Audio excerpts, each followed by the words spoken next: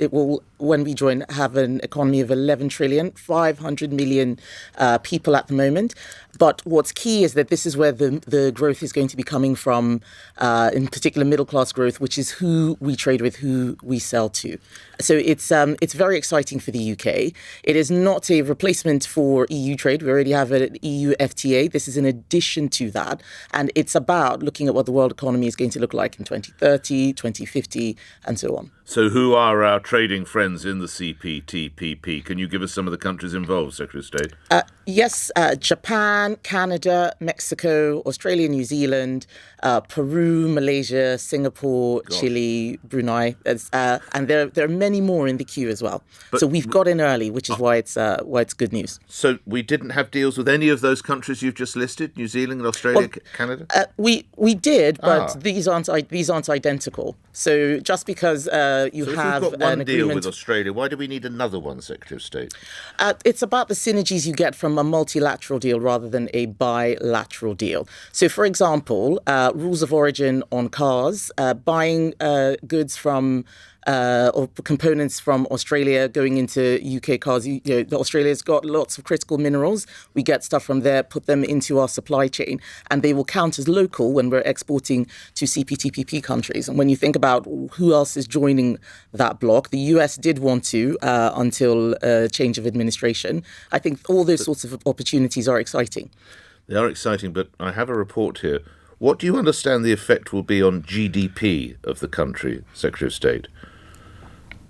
So is this the report that quotes my department's scoping figure of 0.08% growth in GDP from this deal? Yes, that is exactly what I asked when I was shown those figures. And how they explained it to me is that 2 years ago, they did a scoping exercise. They used 2014 figures just to get some comparative analysis. That's not how people should look at this deal. Should think about it like a startup. When you are a big company buying a startup, it's not about what you're going to get from it today. It's about the potential for tomorrow. Right. But the potential, this is in some years' time. Currently, No. It's 2014. It's 2014 no, but numbers. The effect as growth in years to come could be 0.08% is the number that I'm reading here. If we don't use the deal properly, if nothing changes, if people just continue as they are. So what figures should we be reading? Because I'm sure you and your colleagues will use the deal properly. So what percentage will we be looking at? Well, I don't have figures. I don't have figures like that, and I'm always suspicious of these forecasts. They're constantly revised. It's about looking at what the population of those countries are going to be. The projection is that CPTPP will be bigger in 2050 than the EU. We're going to be a part of that. Those economies are growing. They're doing well, and we want to be trading freely with them, just as we do with the EU. Indeed. But so we're increasing our market access. Okay, Secretary of State, just to clarify, we've gone into a deal and we don't know full details of the potential upside. We know the potential. So it's not 0.0. So what is it, 10%? So you can't analyze it that way, Nick. I'm not going into a market and buying fish. You can look at the potential. If we don't use the deal properly, then the figures won't be good. If we use them well, they will be very good. But what is very good? I mean, it's very good.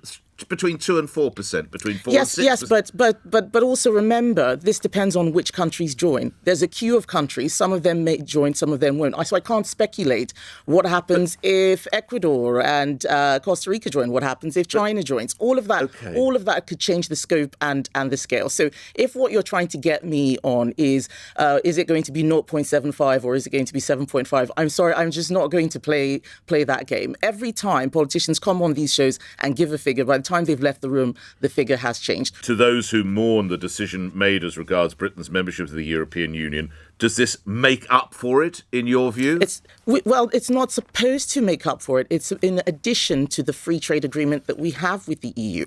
One of the things that happens now is that people talk as if we've put up a wall and we don't do anything with the EU at all. We are still trading and trading freely. Our exports, in particular on things like gas, have gone up. EU trade, depending on how you look at it, is doing well. It's increasing. I'm not saying that it's been easy for everybody. I'm not saying it has been perfect. There are, of course, consequences to leaving a bloc like that. But we are still working on our EU agreement. You look at things like the Windsor Framework. That's what having an independent trading policy is like. It's not a fixed thing. It's very dynamic. Every day we go to EU countries, I sign MOUs, we try and fix things that have become sticky.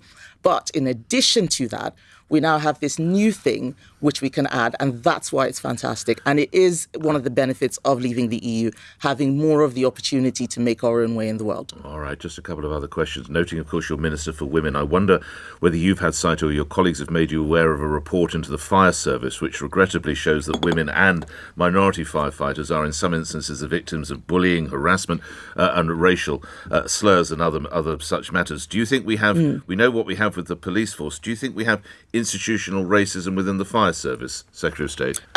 So it's impossible to be able to use that term without looking at the facts of the matter.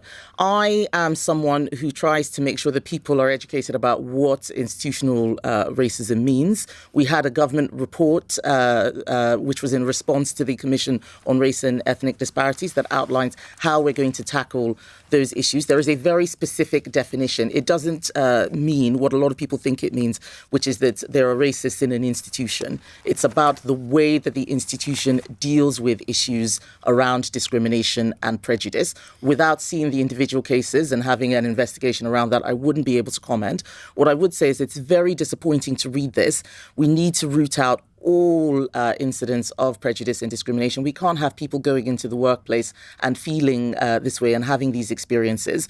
No doubt it won't be a majority of the people. So we also need to make sure that we support those firefighters who haven't got anything to do with the allegations or outcomes which have been discovered. And a thorough investigation needs to take place. There are legal remedies and others, such as looking at the Equality and Human Rights Commission. So we have facilities in place to deal with this sort of thing. But it's very disappointing to hear about what's happening in the fire service. Final question, Secretary of State. Rishi Sunak is promising schools will get long overdue guidance on trans issues after Easter.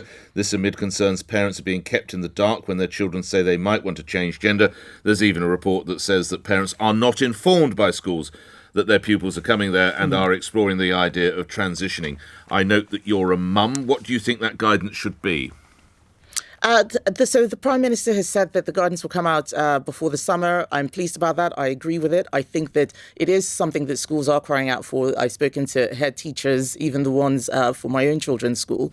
So you are right. It is something that will be produced by the Department for Education. Should a school not be telling mum or dad that their child is transitioning or exploring transitioning? Surely a parent has a right to know.